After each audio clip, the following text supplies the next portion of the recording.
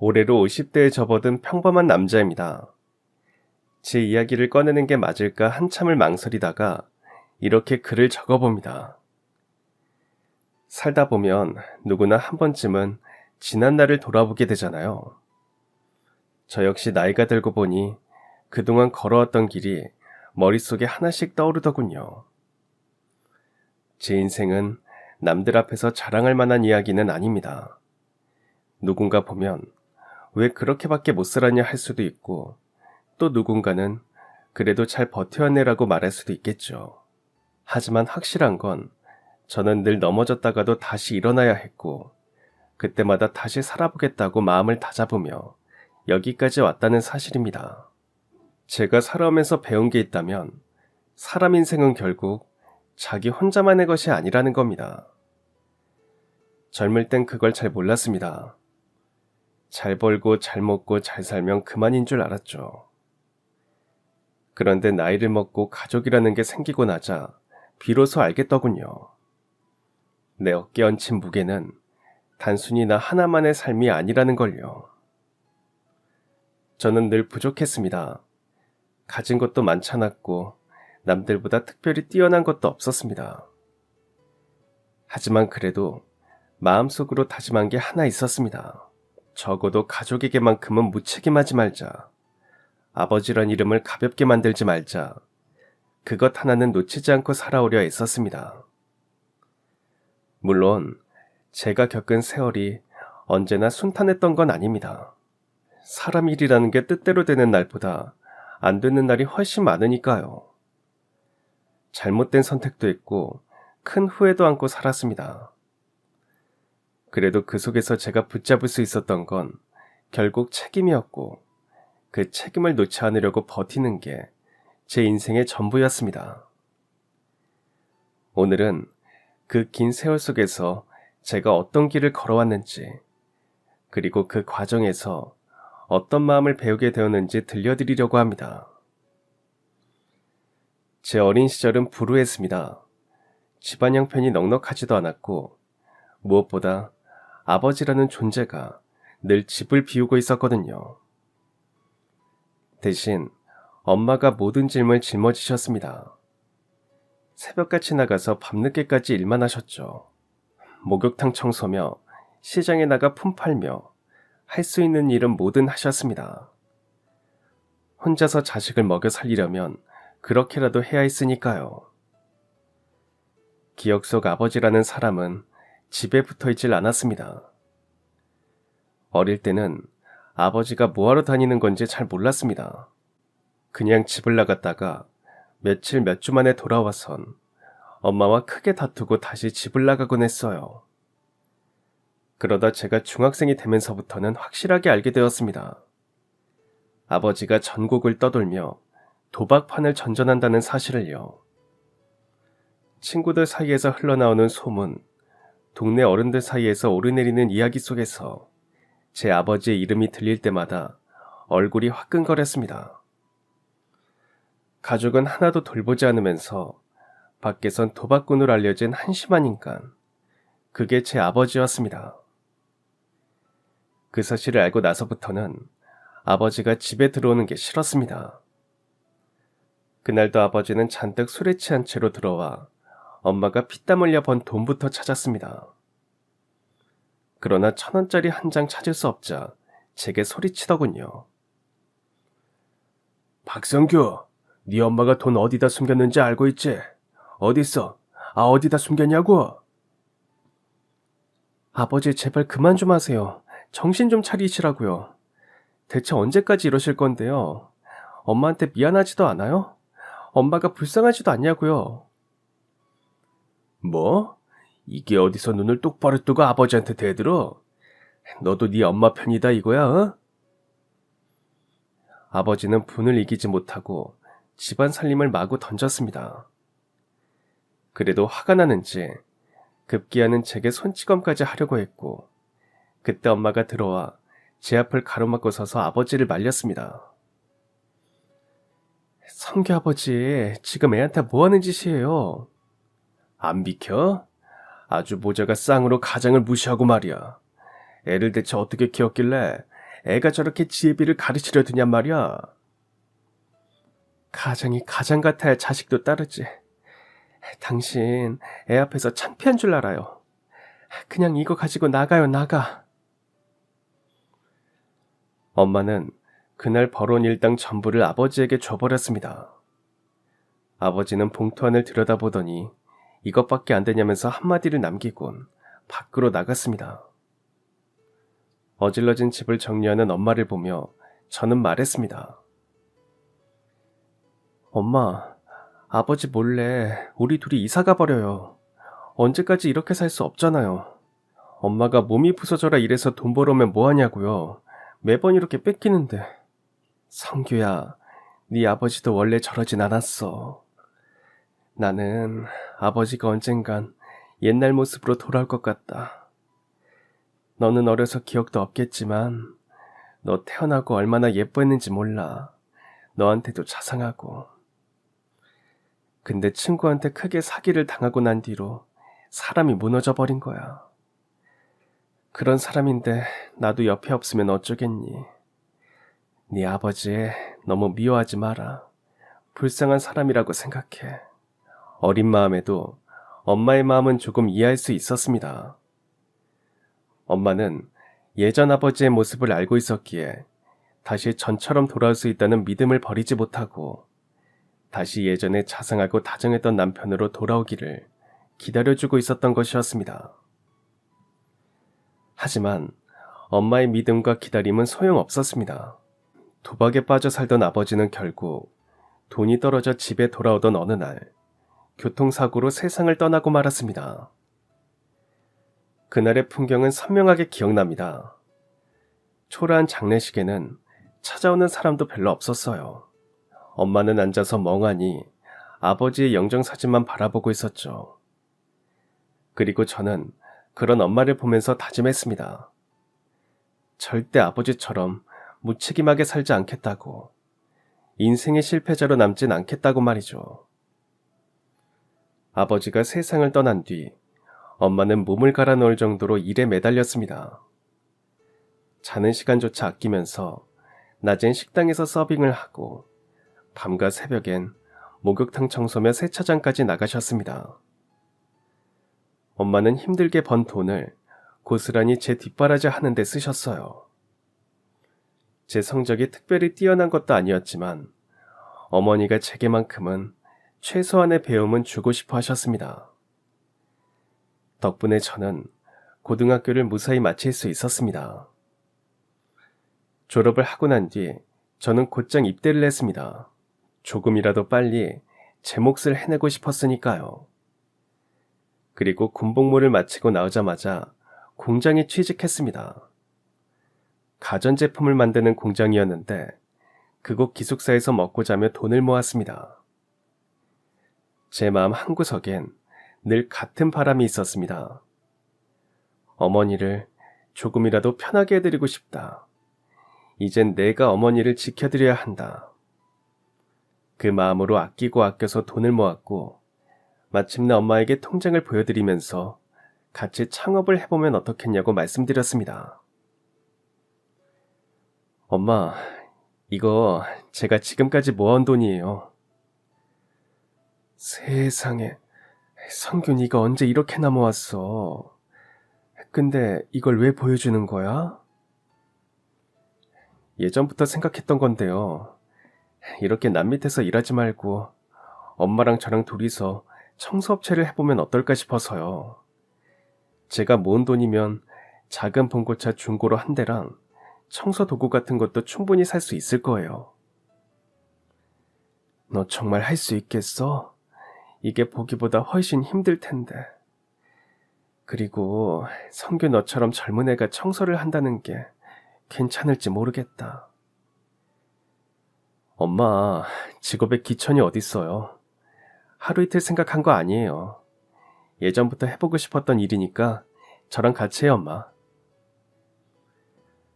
엄마에게 말씀드린 대로 중고차 한 대를 마련해 그 안에 청소도구를 싣고 다니며 본격적으로 청소 일을 시작했습니다. 처음엔 쉽지 않았어요. 일거리가 많지도 않았고 남의 집이나 건물 구석구석을 닦아내는 일이란 게 말처럼 간단하지도 않았습니다. 하지만 엄마와 저는 성실했고 꼼꼼했습니다. 그 덕에 단골 고객이 하나둘 늘어나더니 시간이 갈수록 일이 점점 많아졌습니다.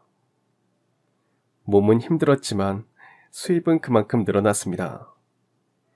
그러다 보니 3년이 되지 않아 자리를 잡게 됐어요. 작은 사무실까지 얻었고 둘이서 일하는 게 감당이 안 돼서 직원도 몇 명 두게 되었죠. 일은 더더욱 번창했고 어엿한 업체로 등록까지 한 뒤에 저는 사장이라는 직함을 갖게 됐습니다. 회사는 조금씩 커져갔고 저도 돈을 많이 벌게 됐습니다. 그래서 엄마가 사는 동네에 있는 작은 건물도 하나 사게 됐어요. 크진 않았지만 엄마가 정말 좋아하셨습니다. 아휴, 살다 보니까 이런 날도 오는구나. 엄마, 저 부탁이 하나 있는데요. 이제 청소일 그만두세요. 정 일하고 싶으시면 이 건물 관리를 엄마가 해주세요. 어때요? 그래, 알았어. 네 뜻이 그렇다면 이제 청소일 나가는 건 그만두마. 정말 고맙다. 엄마는 그날 이후로 그 건물을 관리하면서 시간을 보내셨습니다. 안 그래도 되는데 청소까지도 직접 하셨죠. 제가 그렇게까지는 안 해도 된다고 해도 엄마를 말릴 수가 없었습니다. 엄마는 우리 아들이 산 건물이 깨끗했으면 좋겠다면서 거의 매일 나가서 계단이며 복도를 쓸고 닦으며 시간을 보내셨어요. 하루는 엄마 생신이었습니다. 외식이라도 하려고 저녁을 하지 말라고 말하려고 미리 전화를 드렸죠. 오늘 엄마 생신이라 이따 저녁은 나가서 먹을까 하는데 혹시 드시고 싶은 거 있으세요? 돈 아깝게 외식은 무슨, 그냥 집에서 한 끼 먹으면 되지. 에이, 그래도 생신이잖아요. 그럼 제가 알아서 예약할게요. 근데 어디세요? 제가 지금 모시러 갈게요.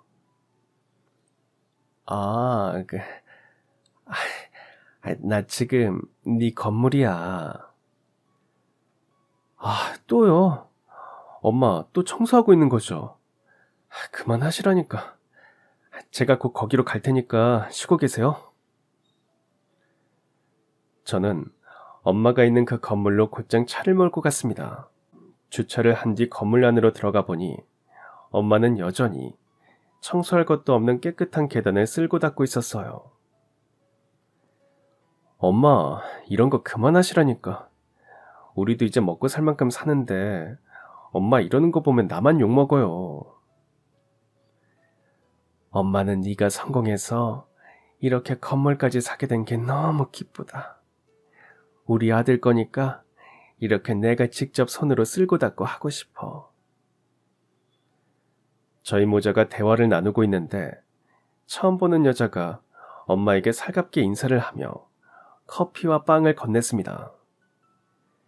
여자는 엄마와 이미 잘 아는 사이 같았어요. 두 사람은 서로의 안부를 묻고 짧은 수다를 떨더니 헤어졌습니다. 오랜만에 엄마의 환한 얼굴을 보자 저는 그녀가 누군지 궁금해졌어요. 엄마, 방금 그 여자 누구예요? 이 건물에서 일하는 사람이에요? 그래. 성규 너는 처음 보겠네. 이영은이라고 여기 3층에 있는 사무실에서 일하는 아가씨야. 성격도 좋고 참 야무지더라. 한 달 전쯤이었나? 내가 청소하다가 영은이 지갑을 주어서 찾아줬어. 그래서 가까워졌는데 아직도 고맙다면서 가끔 간식 같은 걸 가져다 주더라고. 영은이는 내가 건물주 엄마라는 거 전혀 몰라. 그냥 청소하는 아줌마로 알아. 청소하는 사람한테도 이렇게 친절하게 잘해주는 게 참 요즘 애들답지 않고 좋더라. 엄마의 말을 듣고 나서 그랬는지 저는 그 이영은이라는 여자가 계속 머릿속에 맴돌았습니다. 그리고 그 뒤로도 가끔 건물에 갈 때마다 엄마와 함께 있는 그녀를 마주치게 됐죠. 저희 엄마에게 잘해주는 그녀가 마음에 들었고 엄마도 그걸 눈치챘습니다. 그래서 제가 영은 씨와 밥이라도 먹을 수 있게 자리를 마련해 주었죠. 다행히 그녀도 저를 싫어하지 않았고 저희는 연애를 시작했습니다. 영은 씨는 그 건물에 새든 한 작은 회사에 다니고 있었습니다. 사장의 비서였지만 직원이 별로 없어서 다양한 일을 하고 있었죠. 비서도 하고 격리도 하고 그야말로 일당백이었어요. 제가 보기에도 그녀는 똑똑했습니다. 공부를 했다면 더 좋은 회사에 들어갈 수 있었을 텐데 집안 사정상 전문대를 나와 바로 취업했다고 했죠. 그녀와 사귀면서 서로의 가족이나 집안에 대한 얘기는 한 적이 없었기에 저는 궁금해졌습니다. 저 혹시 영은 씨 집안 사정이 어떤지 물어봐도 돼요? 좋은 이야기는 없는데 어릴 때 부모님이 돌아가셨어요. 그리곤 할머니랑 같이 살았고요. 저도 친구들처럼 4년제 대학 들어가서 공부도 더 하고 싶었는데 제가 20살 때부터 할머니가 아프기 시작했어요. 그러다 결국 재작년에 돌아가셨고요. 미안해요. 몰랐어요. 성규 씨가 뭐가 미안해요. 성규 씨 어머니 보면 어릴 때 우리 할머니 보는 것 같아서 마음이 갔나 봐요. 그래서 더 잘해드린 것도 있고요. 서로의 가족에 대한 이야기를 하나씩 꺼내놓으면서 저희는 더 가까워졌습니다. 부모님을 일찍 여의고 혼자 버텨했던 그녀의 사정과 고생만 하던 제 어린 시절이 묘하게 닮아 있었습니다. 그래서일까요? 말 한마디, 표정 하나에도 금세 공감이 갔습니다. 그러던 어느 날 그녀가 조심스럽게 물었습니다. 성규 씨, 내가 이상한 말을 들었는데 혹시 건물주가 성규 씨였어요? 왜 나한테 말 안 했어요? 먼저 묻지도 않았는데 자랑인 것처럼 먼저 얘기하는 것도 이상할 것 같아서요. 나는 성규 씨가 저랑 사정이 비슷해서 편했어요. 그런데 이렇게 부자인 줄 알고 나니까 괜히 거리가 느껴져요. 조금 부담스럽고요. 왜 그렇게 생각해요? 성실하게 살다 보니 여기까지 온 거예요. 그리고 영은 씨가 부담 느낄 정도로 잘 사는 것도 아니에요. 이 건물도 대출 껴서 산 거고요. 그리고 영은 씨, 내 사정이 어떻든 차이가 있든 없든 그게 우리 사이를 바꿔놓을 순 없어요. 그 순간 저는 더 확신했습니다. 그녀는 누군가의 조건이나 겉모습이 아니라 사람 자체를 바라볼 줄 아는 사람이라는 걸 말이죠. 그리고 그런 그녀가 제 눈엔 더욱 특별하게 보였습니다. 제가 그녀와 사귄 지 꼭 1년쯤 되었을 무렵이었습니다. 그때부터 엄마가 갑자기 잦은 통증을 호소하시더니 결국 병원에 입원하게 됐습니다. 오랜 세월 몸을 아끼지 않고 일만 해오신 결과였겠죠. 그때 가장 고마웠던 건 바로 영은 씨였습니다. 본인도 바쁜 와중에 시간을 내어 병원에 찾아와 엄마의 말동무가 되어주고 제가 미처 챙기지 못하는 간호까지 도와주곤 했습니다. 병실 한쪽에 앉아 어머니 손을 꼭 잡아드리며 웃음을 만들어주려 애쓰는 모습을 보면서 저는 이 여자를 놓치면 안 되겠다는 생각이 들었어요. 엄마가 다시 태어나시면 그녀에게 청혼을 하겠다고 마음먹었습니다. 하지만 안타깝게도 엄마의 몸은 이미 한계에 다다라 있었죠. 오랜 세월 혹사당한 몸은 다시 건강을 되찾지 못했고 결국 엄마는 제 곁을 떠나고 말았습니다. 세상을 잃은 듯한 슬픔 속에서도 제가 무너지지 않을 수 있었던 건 제 옆을 묵묵히 지켜주던 그녀 덕분이었습니다. 엄마가 떠나고 몇 개월 후 저는 그녀와의 결혼을 더는 미룰 이유가 없다는 걸 깨달았어요.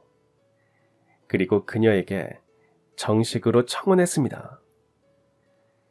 다행히 그녀는 제 손을 꼭 잡으며 고개를 끄덕여 주었죠. 그렇게 저희는 부부가 되었습니다. 결혼을 하고 나니 책임감은 더욱 커졌습니다. 제 아버지는 무책임해서 가족을 힘들게 했지만 저는 달라야 했습니다. 제 아내와 앞으로 꾸려갈 가정만큼은 행복하게 부족함 없이 지켜내고 싶었어요. 그런 각오로 결혼 전보다 훨씬 더 열심히 일했고 2년 정도 지나자 마침내 집을 마련할 수 있게 됐습니다. 그리고 그 집은 제 이름이 아니라 아내 이름으로 해주었습니다. 언젠가 꼭 해주고 싶었던 일이었거든요. 여보, 이 집이 우리가 앞으로 함께 할 집이야. 어때?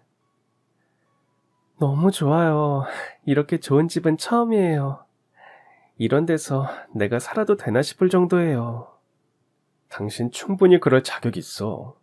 내가 일하는 원동력이 당신이잖아. 그리고 이건 선물이야. 당신 명의로 이 집 샀어. 세상에, 너무 고마워요. 내가 앞으로 더 잘할게요. 아내는 눈시울을 붉히며 고맙다고 했고 저를 꼭 끌어안으며 아이처럼 기뻐했습니다. 그 모습을 보며 저는 다시 한번 다짐했습니다. 끝까지 이 사람을 지키겠다고요.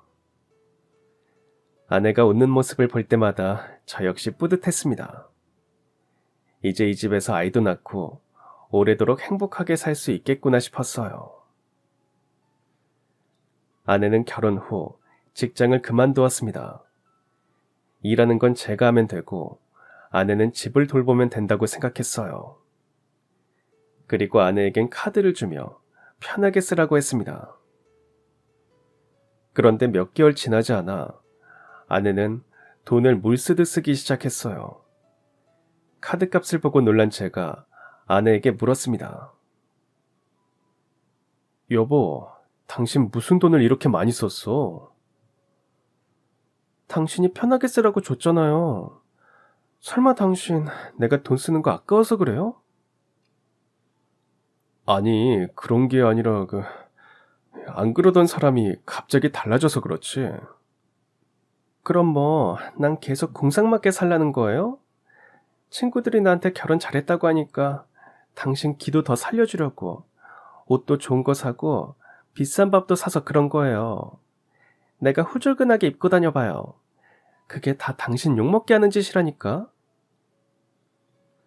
처음엔 조금 과한가 싶기도 했지만 제가 감당할 수 없을 정도는 아니었고 무엇보다 저는 아내가 하고 싶은 대로 하게 두고 싶었습니다.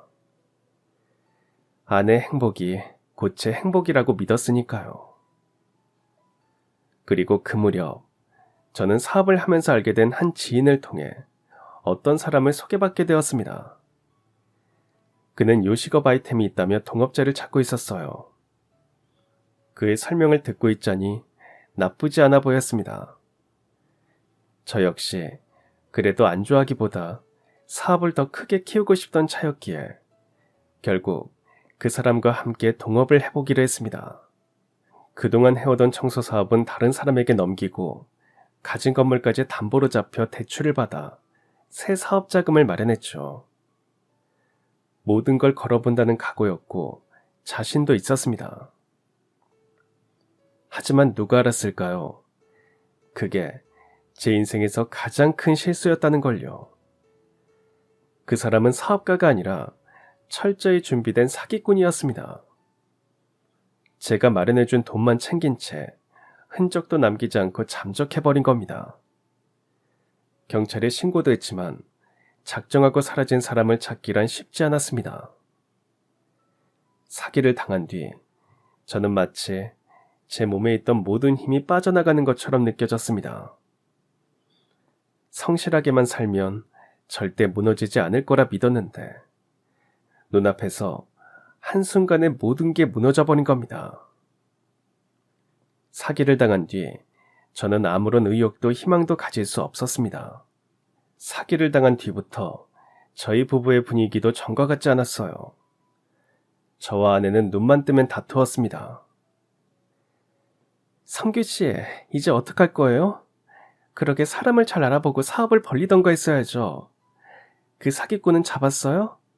경찰이 어렵다고 해서 그냥 이렇게 있을 거예요? 네? 그만 좀 해. 힘들어하고 있는 거 안 보여? 위로는 못 해줄 망정 눈만 뜨면 닭다리야. 위로? 이 상황에서 지금 위로라는 말이 나와요? 그러면 돈이 다시 나온대요? 사기꾼이 잡힌대요? 아, 진짜 어쩔 거냐고요. 이대로 손 놓고 있지 말고 대책을 세워야 할 거 아니에요. 물론 그 말 속엔 불안이 섞여 있었을 겁니다. 하지만 제 귀엔 그저 닭달로만 들렸죠. 제가 사랑했던 아내가 이제는 돈만 쫓는 사람처럼 느껴졌습니다. 시간이 갈수록 막아야 할 돈은 많은데 그걸 감당할 여력이 되지 않았습니다. 여기저기 돈을 빌려 급한 불을 끄는 것만 해도 스트레스였죠. 성규씨, 내일까지 카드값 막아야 하는데 어쩔 거예요? 은행 대출 독촉장도 날라왔어요. 하나 진짜 미치겠어요. 왜 나만 이래야 하는데? 막말로 그 카드 내가 썼어? 당신이 다 쓴 거잖아. 누가 그렇게 사치하고 다니래?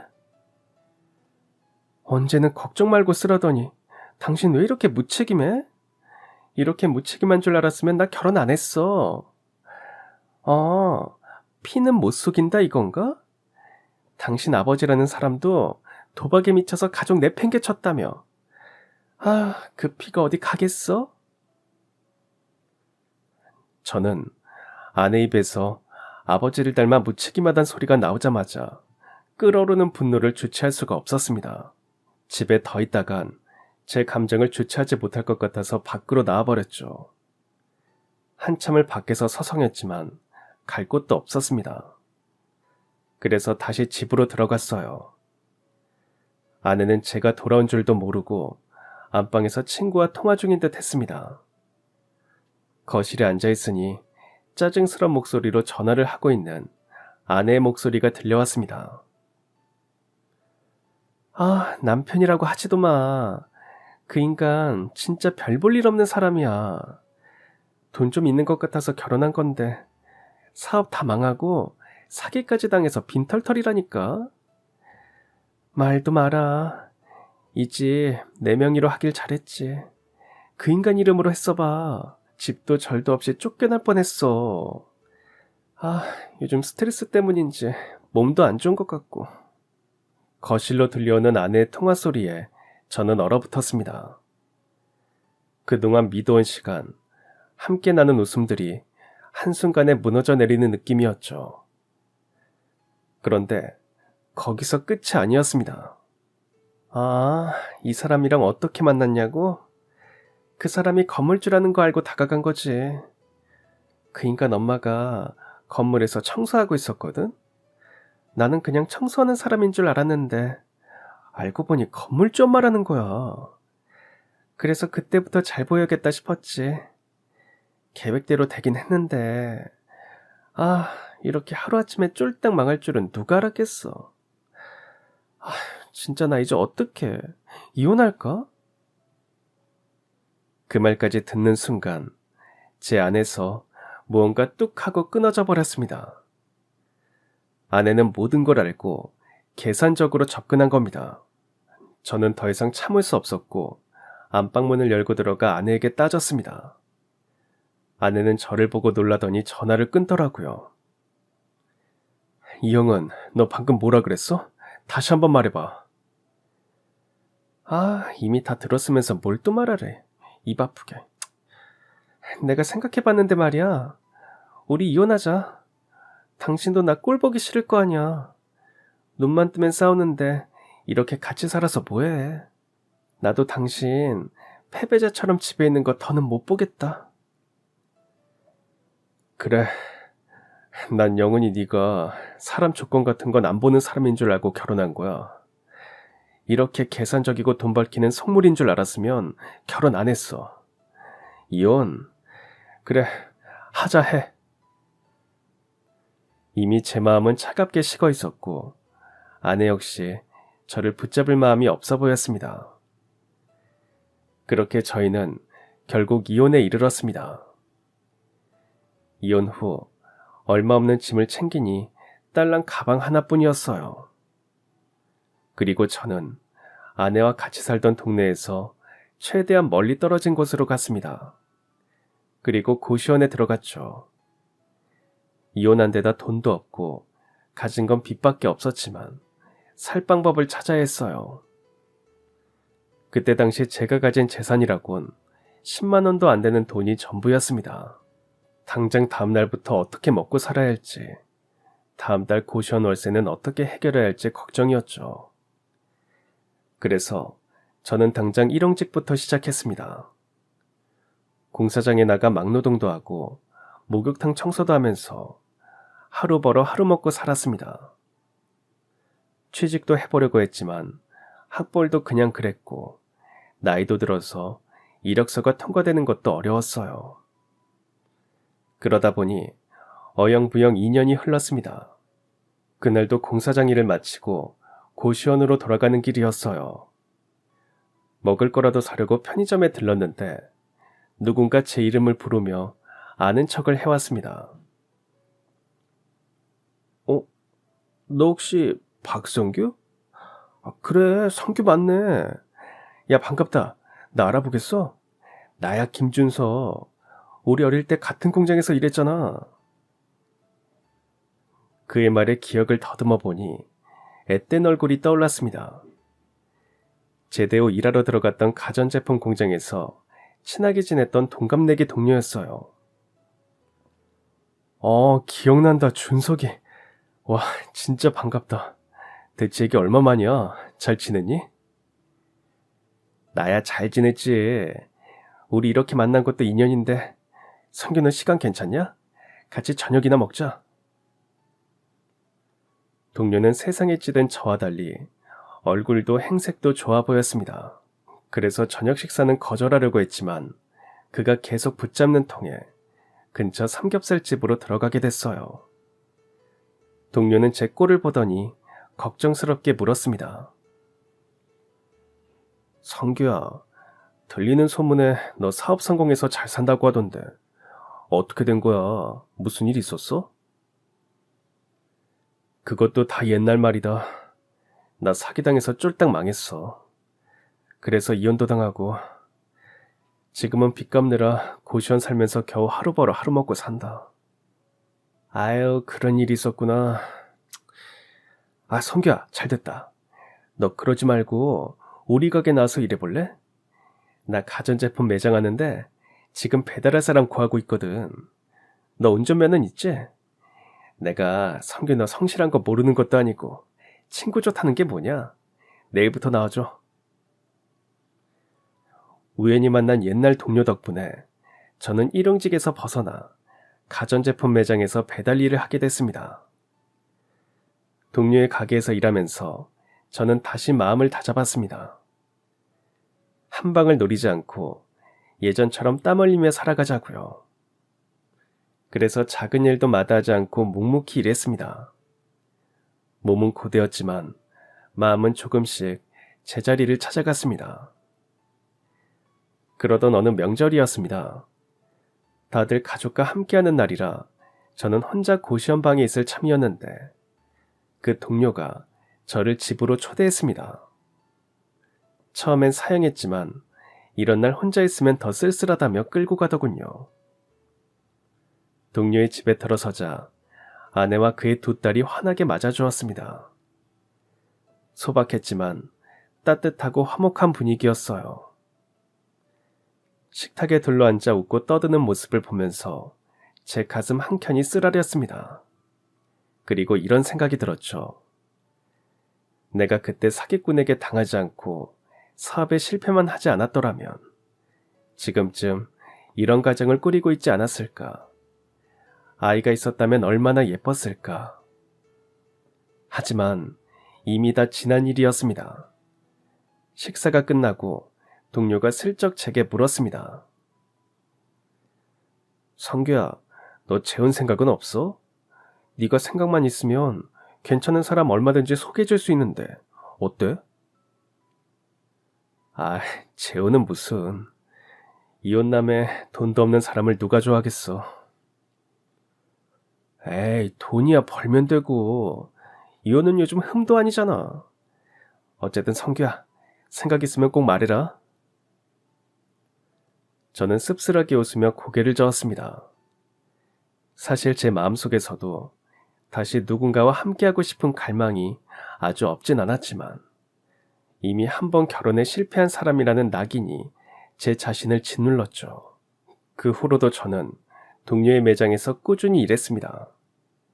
하루하루가 반복됐고 어느새 5년이라는 세월이 흘렀습니다. 그 사이 저는 고시원에서 나와 작은 월세방이라도 얻을 수 있었습니다. 하지만 사업 실패로 진 빚은 여전히 줄어들지 않았고 성실히 일해도 갚아나가기엔 갈 길이 멀기만 했습니다. 언제쯤 빚을 다 갚을 수 있을지 생각하며 출근을 했는데 그날따라 동료의 표정이 평소와 달리 밝았습니다. 준서가 오늘 뭐 좋은 일 있어? 아침부터 표정이 좋네. 아, 상규 아니야? 아휴, 좋은 일 있지. 아니, 글쎄 어떤 집에서 가전제품을 바꾼다면서 대량 주문이 들어왔다니까? 부잣집인가 봐. 아무튼 이따 점심때까지 배달해주기로 했으니까 특별히 신경 써서 조심히 배달해줘. 알겠지? 평소 같았으면 그저 일거리 늘었네 정도로만 생각했을 테지만 그날은 뭔가 기분이 달랐습니다. 그리고 점심쯤 저는 배달을 맡아 그 집으로 향했습니다. 차에서 내리자마자 눈앞에 펼쳐진 풍경에 숨이 막히는 것 같았습니다. 태어나서 이렇게 큰 집을 본 적이 없었거든요. 집이 아니라 그야말로 대저택이었습니다. 아주 높고 긴 벽이 저택을 둘러싸고 있었고 그 위압감에 기가 죽었습니다. 이런 집에서 사는 사람은 대체 어떤 삶을 살고 있을지 절로 궁금해졌어요. 대저택 안으로 들어서자 직원들이 저를 기다리고 있었고 그들의 안내에 따라 가전제품을 옮기고 설치했습니다. 한두 개로 끝나는 게 아니었기에 마지막 물건까지 배달을 마치자 온몸이 땀으로 젖었습니다. 집에서 일하는 가정부가 건네준 물 한 잔을 마시고 가려는데 방 안에서 한 여자가 걸어 나왔습니다. 집의 안주인인 듯 했어요. 그런데 저는 그녀의 얼굴을 보는 순간 시간이 그대로 멈추는 것만 같았습니다. 믿을 수 없는 일이 벌어졌거든요. 그 대저택의 안주인은 바로 제 전처였습니다. 전처는 저와 살 때와는 달리 아주 고급스러운 옷을 입고 있었고 피부에서도 빛이 났습니다. 그렇게 돈을 밝히더니 결국 재혼도 부자랑했구나 하는 생각이 들었어요. 그리고 궁금해졌습니다. 대체 어떻게 이렇게 좋은 집에서 살게 된 건지, 재혼은 언제 한 건지, 아이는 있는지, 호기심과 충격이 뒤섞인 채 인사라도 하려고 입을 열려는 순간 전처 역시 저를 알아봤습니다. 그리고 목소리는 내지 않고 입모양으로 정확히 말했습니다. 나 아는 척 하지 마. 어이가 없는 한편 전처가 이해도 갔습니다. 지금 저희의 처지도 많이 달라졌고 좋게 이혼한 것도 아니라 저를 보는 게 싫었을 수도 있죠. 그리고 그 저택에서 일하는 사람들의 시선도 신경 쓰였을 겁니다. 저는 말을 더 잇지 못하고 마시던 물이 든 컵을 내려놓고 조용히 집을 나왔습니다. 커다란 문을 등지고 나와서도 잠시 멍하니 서 있었습니다. 저랑 같이 살 때와는 너무나도 달라진 전처의 모습에 비해서 제가 처량해 보였고 왠지 모를 씁쓸함만 가득하더라고요. 그런데 그때 고급스러운 검정색 차가 제 앞에 멈췄습니다. 그리고 그 뒷좌석에서 멋진 양복을 차려입은 한 남자가 내렸어요. 딱 봐도 전처의 현재 남편이라는 걸 알 수 있었죠. 그는 중후한 인상에 자세만 봐도 위풍당당한 게 평생 어려움이라고는 모르고 살아온 사람 같았습니다. 그의 당당함에 위축된 저는 무의식적으로 고개를 숙여 인사했습니다. 사장님 안녕하세요. 오늘 가전제품 설치하러 온 배달기사입니다. 아, 네. 아내한테 들었어요. 이번에 가전제품 바꾼다고 했던 거. 수고하셨습니다. 그럼 이만. 그렇게 전처의 남편은 저를 지나쳐 집 안으로 들어갔습니다. 저도 세우던 트럭으로 가려고 했는데 집으로 들어가던 그가 다시 나와 저를 불렀습니다. 저기 기사님 잠시만요. 혹시 저희 어디서 만난 적 있습니까? 얼굴이 익숙해서요. 아니요. 제가 사장님 같은 분이랑 어디서 만났겠어요? 아마 제 얼굴이 흔하게 생겨서 그럴 겁니다. 이거 제가 괜히 바쁘신 분 다시 불렀네요. 죄송합니다. 아주 짧은 만남이었지만 전처가 결혼한 남자는 매너도 좋고 돈이 많다고 사람을 함부로 대하는 사람인 것 같지도 않았습니다. 전처에겐 분에 넘치게 좋은 사람이라고 느꼈죠.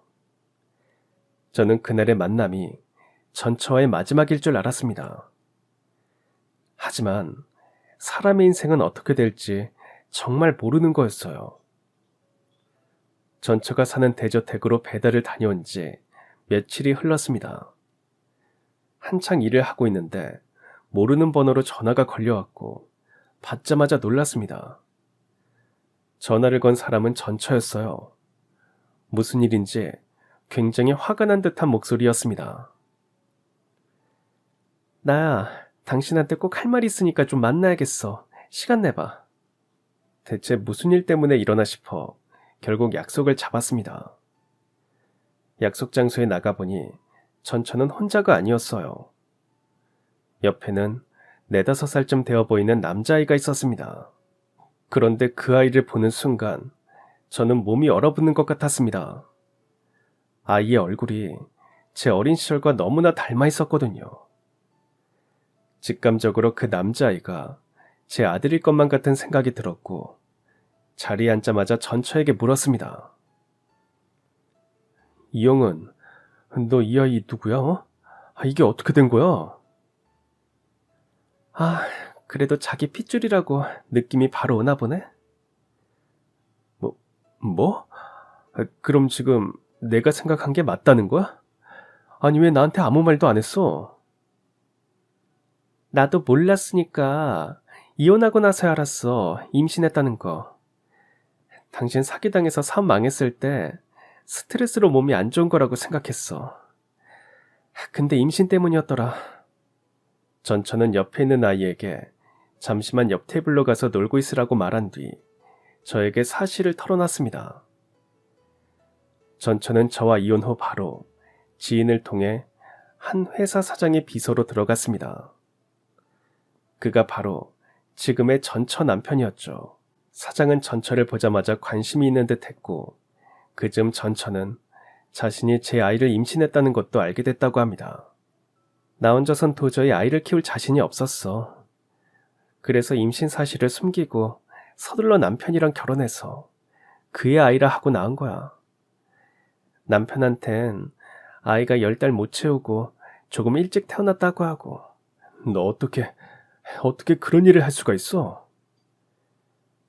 그럼 나보고 어쩌라고. 나도 힘들어서 그랬어. 가진 것도 없는데 혼자 나서 키우면 그게 저희한테 좋겠어? 말은 그렇게 했지만 전처가 아이를 담보로 부유한 집안과 결혼했다는 걸 파악할 수 있었어요. 저랑 결혼할 때도 제가 건물주에 사업체가 있다는 걸 알고 접근했었으니까요. 전처라면 충분히 그러고도 남을 여자였습니다. 그 생각까지 들자 저는 더 이상 전처와 한 공간에서 같은 공기를 마시는 것도 소름이 돋았죠. 저의 당신 애니까 이제 당신이 데리고 가. 뭐? 갑자기 그게 무슨 소리야? 그 집안에서 잘 키우고 있는 거 아니었어? 잘 키우고 있었어. 그날 당신이 배달만 안 왔어도 아무 문제 없었다고. 당신 그날 내 남편 만났었지? 당신 얼굴 보고 당신이랑 똑같이 생긴 저의 얼굴 보면 이상한 생각 안 들겠어? 남편이 그 이후로 의심을 했는지 유전자 검사를 했더라. 그래서 자기 아들 아닌 거 알게 됐어. 내가 속여서 결혼한 것도 다 알게 됐고. 그래서 나 위자료 한 푼도 못 받고 이혼당하게 생겼으니까 애는 당신이 책임져. 그렇게 전처는 아이만 남겨두고 사라졌습니다. 아무리 제가 능력이 없었다고 해도 그렇지 상의 한마디 없이 애를 낳아서 재혼한 남편의 애로 키울 생각을 했는지 이해가 가지 않았습니다. 그런 엄청난 일을 저지른 전처가 괘씸하고 용서할 수도 없었어요. 전처만 생각하면 화가 났지만 아이에겐 죄가 없었죠. 그 후 전처는 결국 돈 많은 남편에게서 이혼당했고 어디로 갔는지 제 앞에 나타나지도 않았습니다. 한번 찾아볼까 생각도 해봤지만 제 자식까지 넘기고 간 여자를 찾아봤자 소용없을 거란 생각이 들더군요. 그래서 저도 이젠 전처를 제 삶에서 완전히 지우려고 했습니다. 아들의 이름은 박진영이었습니다. 갑자기 생긴 자식이 처음엔 당황스러웠지만 내가 아빠라면 책임을 져야 했죠. 어릴 적 저 역시 아버지로 인해 힘들었던 기억이 있었습니다. 내 아들에겐 그런 경험을 겪게 하고 싶진 않았어요. 진영이는 처음엔 엄마도 찾고 키워준 아빠도 찾았습니다. 하지만 자기도 뭔가 느끼는 게 있는지 3개월쯤 됐을 때는 저를 아빠로 받아들이고 예전의 부모를 찾는 횟수도 줄어들어갔어요. 저는 진영이를 위해 예전보다 더 열심히 일했습니다. 몸은 피곤했지만 마음은 오히려 단단해지는 느낌이었습니다. 아이와 단둘이 살게 된 지 1년쯤 됐을 때 뜻밖의 연락이 왔습니다. 전처와 이혼한 그 사장의 비서였어요. 비서는 사장이 저를 만나고 싶다고 전해왔습니다. 그리고 가능하다면 진영이도 같이 데려올 수 있냐고 부탁했습니다. 언젠가 한 번은 이런 일이 있을 것 같았죠. 그래서 진영이를 데리고 회사로 갔더니 그 사장이 저희를 반갑게 맞았습니다. 사장은 진영이를 꼭 끌어안고 계속 미안하단 말을 되뇌었죠. 한참 후 진정이 됐는지 사장이 제게 인사했습니다. 박성규 씨, 오늘 이렇게 와주셔서 감사합니다. 사실 부탁을 거절하실 줄 알았습니다. 아닙니다. 비서라는 분한테 연락 왔을 때부터 짐작이 됐습니다. 그리고 저도 한 번은 뵙고 싶기도 했고요. 그동안 우리 진영이 잘 키워주셔서 감사했습니다. 아닙니다. 그 여자랑 이혼할 땐 제가 너무 감정적이었어요. 애는 죄가 없는데 말입니다. 더 신중해야 했어요. 그 여자에 대한 배신감이 너무 커서 이혼했지만 혼자 지내면서 진영이가 계속 보고 싶었습니다. 핏줄은 아니지만 진영이가 신생아였을 때부터 직접 돌보고 키워서 그런지 자꾸 눈에 밟히더군요. 그래서 만약 박성규 씨가 진영이를 제대로 키우고 있지 않다면 다시 데려갈 생각도 했었습니다. 다시 데려갈 생각을 하셨다고요? 그 여자도 그렇고 사장님도 그렇고 아이가 무슨 물건입니까? 혹시 오늘 진영이를 데려가겠단 말씀 하시려고 만나자고 한 거면 전 이만 가보겠습니다. 오해할 만하게 말씀드렸다면 죄송합니다. 실제로 보니 성규 씨가 성실하게 아이에게 최선을 다하고 있는 것 같아서 안심했습니다. 당연하죠. 제 아들이니까요. 사장님, 그동안 우리 진영이 건강하게 키워주신 건 감사합니다. 하지만 이젠 걱정 마십시오. 진영이가 제 친자식은 아니지만 몇 년 동안은 정말 제 친아들이었습니다. 사실 오늘 이렇게 뵙자고 한 것도 드릴 말씀이 있어서입니다. 진영이가 편하게 자랄 수 있게 성규 씨를 돕고 싶습니다. 생각지도 못한 말이었고 솔직히 제 상황이 어렵기도 했지만 계속해서 사장의 도움을 받으면 안 될 것 같다는 생각이 들었습니다. 알았든 몰랐든 지금까지 진영이를 키워준 것만 해도 충분했으니까요. 제가 사장님보다 경제적으로 한참 부족한 건 맞습니다. 하지만 아들 키우는 건 충분히 잘할 수 있습니다. 그러니 제안해 주신 건 거절하겠습니다. 말씀만으로 감사합니다. 사실 제가 성규 씨의 사정에 대해서 조사를 좀 했습니다. 사업에 실패한 것도, 빚이 있는 것도요. 아이 키우는데 앞으로 돈이 많이 들어갈 건데 제가 그 빚이라도 갚아드리고 싶습니다. 그리고 집도 마련해드리고 싶고요. 원하신다면 재기할 수 있도록 투자도 할 생각입니다.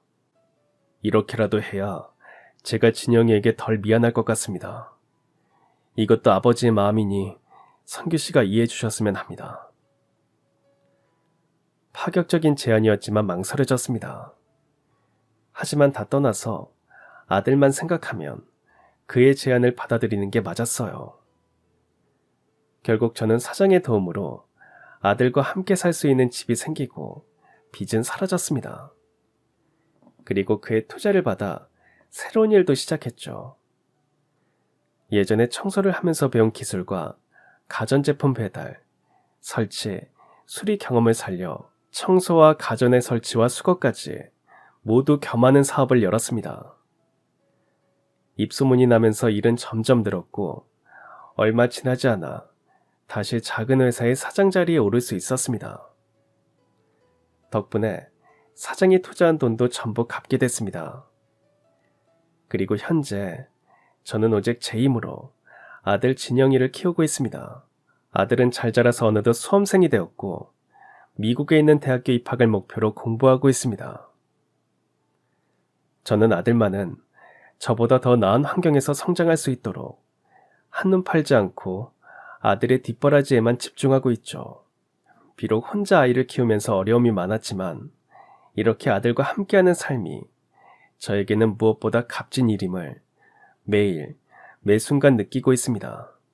돌아보면 제 삶은 늘 오르막과 내리막이 이어졌습니다. 가정에 무책임했던 아버지를 일찍 잃고 엄마의 고생을 보며 자라던 시절부터 사랑이라고 믿었던 결혼의 실패, 그리고 한순간에 무너졌던 사업까지 수많은 고비가 있었지만 그 속에서도 제 곁엔 아들이 남았습니다. 처음엔 두려웠지만 아들을 품에 안고 살아가면서 알게 되었습니다. 삶이란 결국 누군가를 위해 책임지고 살아가는 것이라는 걸요. 아이 덕분에 다시 일어설 수 있었고 넘어져도 다시 걷게 됐습니다. 이제 제 바람은 단 하나입니다. 제가 겪었던 아픔을 아이는 겪지 않기를, 제 아이가 당당하고 따뜻한 어른으로 자라나길, 그리고 언젠가 아이가 저를 떠올릴 때 부족했지만 최선을 다한 아버지였다고 기억되기를 바랍니다. 그럼 지금까지 사연 들어주셔서 감사합니다. 사연이 재밌으셨다면 구독과 좋아요 부탁드려요. 감사합니다. 안녕히 계세요.